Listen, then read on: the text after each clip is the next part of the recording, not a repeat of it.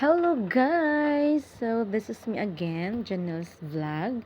So for today's video is gagawa ako ng tutorial about kung paano ba maging dalawa ang iyong application sa iyong cellphone. For example, yung Facebook. So tuturuan ko kayo kung paano ba siya maging dalawa.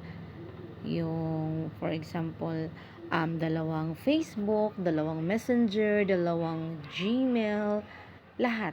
Okay, pwede mo siyang gawing dalawa. So, lahat ng application sa cellphone mo is pwede mo siyang gawing dalawa. Okay, kumbaga, application clone, di ba? Apps clone, ayun. So, sa hindi pa nakapag-subscribe dito sa aking YouTube channel, please subscribe na kayo and then huwag kalimutan i-click ang bell button para maging update kayo sa mga pinopost ko ng mga video everyday, okay, about tutorial and about reviews. At saka gumagawa din po ako ng vlog, etc. Okay, pero nakapokus po talaga ako sa aking pag-tutorial at pag-review ng mga application at nagtuturo ako ng mga etc. din. Okay? So, tapusin nyo lang ang video na ito para malaman nyo yung mga steps by step kung paano ba magawa na maging dalawa ang isang application. Okay guys? Let's start! So, ayun nga. Ang gagawin natin ngayon is, gagawin nating dalawa yung isang application. Okay? So, ang first step na ating gagawin is, pupunta tayo kay settings.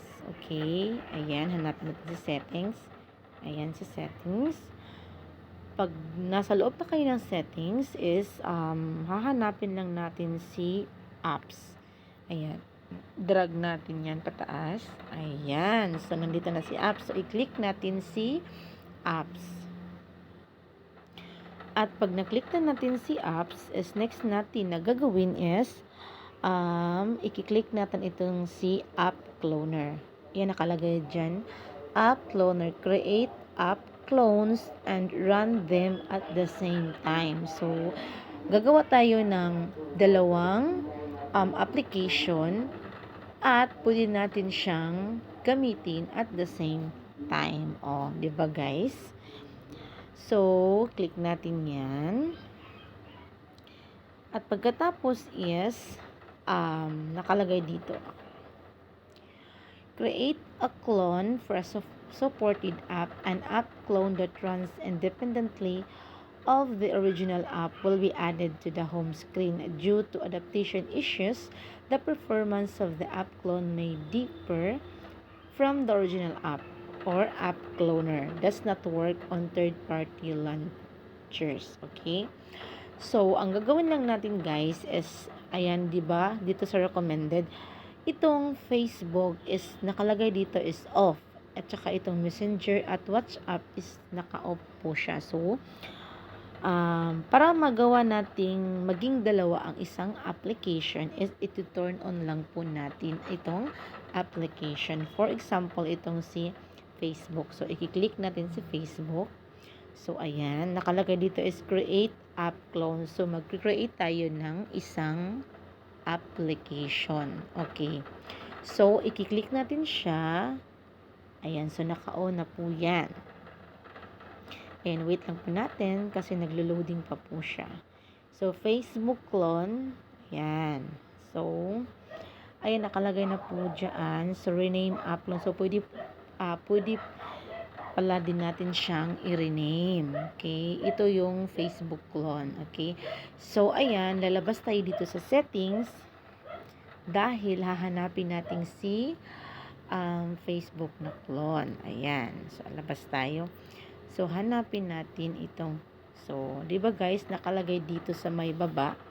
Ayan. Nakalagay dito si Facebook clone. So, para hindi malaman kung isa ba itong clone si Facebook na itong ginawa natin is pwede natin siyang i-rename. Di ba? Nakalagay dito sa sa Facebook na nakalagay dito, rename app clone. So, pwede natin siyang i-rename. So, for example, i-rename natin siya, lagyan natin siya ng Facebook second. Ayan. Then, save. So, balik tayo sa ating home. Ayan. So, di ba nakalagay dito guys, is na-edit na po siya. Ayan. So, nakalagay dito is Facebook second. So, may ganyan pala talaga guys.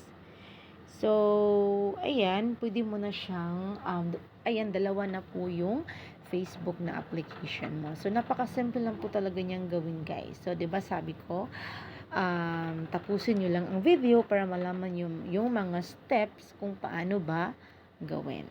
So, I hope guys na nakatulong ang video nito sa inyo. And then, thank you for watching. Bye!